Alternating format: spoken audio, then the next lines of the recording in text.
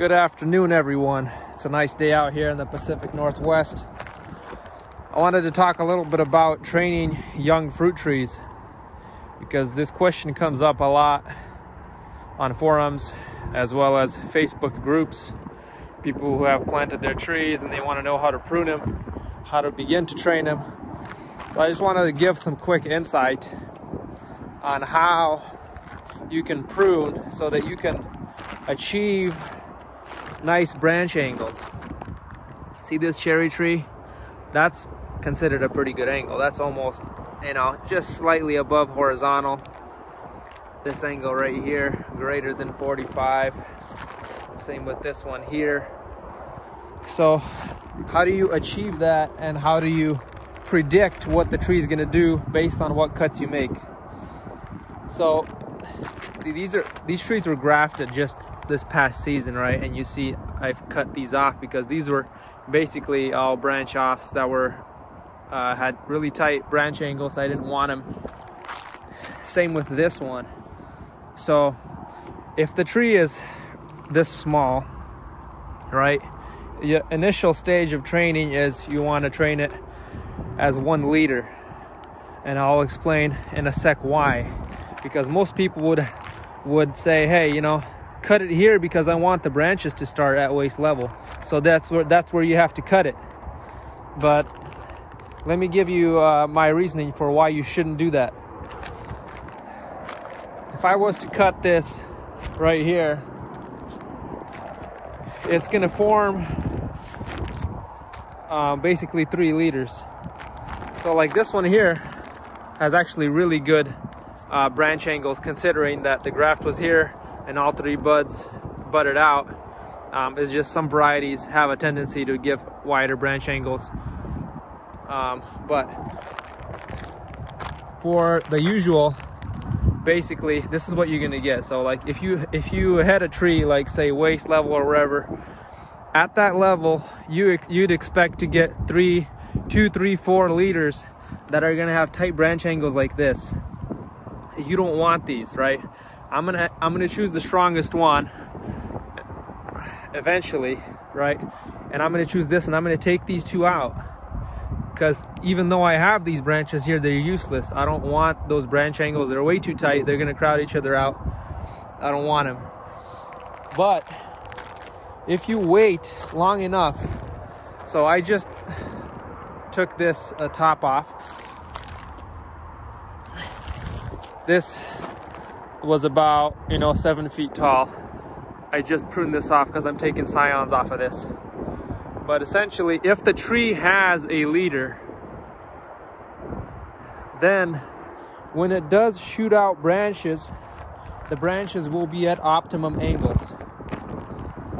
If during that growth season I would have cut it here, the growth would have split into 3 branches here that would have looked similar to this.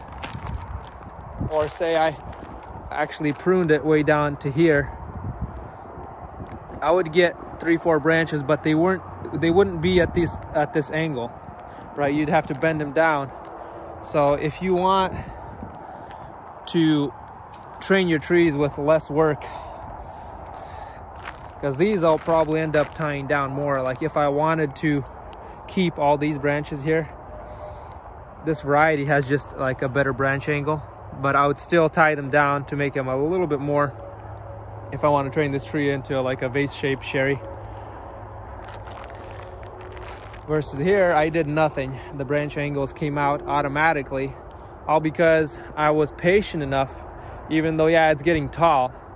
But now that I have these branch angles, what I'm going to do this season is I'm going to let it, so I cut it down here, right?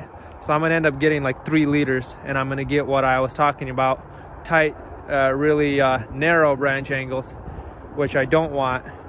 But as this tree is maturing and the root system is getting stronger, these branches are also maturing, getting stronger, right? And I can come, I'm hoping that maybe I'll get like another branch on the other side or something that'll have a perfect angle, and then the next season I can come and I can take all those leaders out and then I'll have my full vase shape, and I can continue training my tree that way. So there's many different ways to do it. You can keep the leader. If you don't touch the tree, it'll form a really nice structure, right? You'll never have to prune it, but it'll be a very large tree, and most people don't want that. But if you're planting like a wildlife tree, then yeah, you don't even have to touch it. The tree will form a nice structure like it naturally does, but it won't grow the way you want it to. So now I'm gonna have nice branch angles here. This one, I'm gonna take these two out. There's some here also. I'm gonna take this out completely, and I might leave these, we'll see. So yeah, that's basically what I wanted to say today, is don't head your trees too soon. Wait for them to give you angles that you really like before you remove the top, which is where all the apical dominance is. If you remove that apical dominance, that basically just transfers the dominance to the other branches, and it forces a tighter branch angle, because now that tree realizes that, hey, I need to get myself up there. I need all that vigor because I don't have a top anymore. Whereas if it has a top, it's calm. It knows, hey, I have apical dominance, I have a top, we're good. Let's make nice branches where I can set some fruit. So you kind of have to know what the tree's thinking and what the tree wants to do naturally, and basically shape it that way. So thanks for watching, guys. I'll see you next time.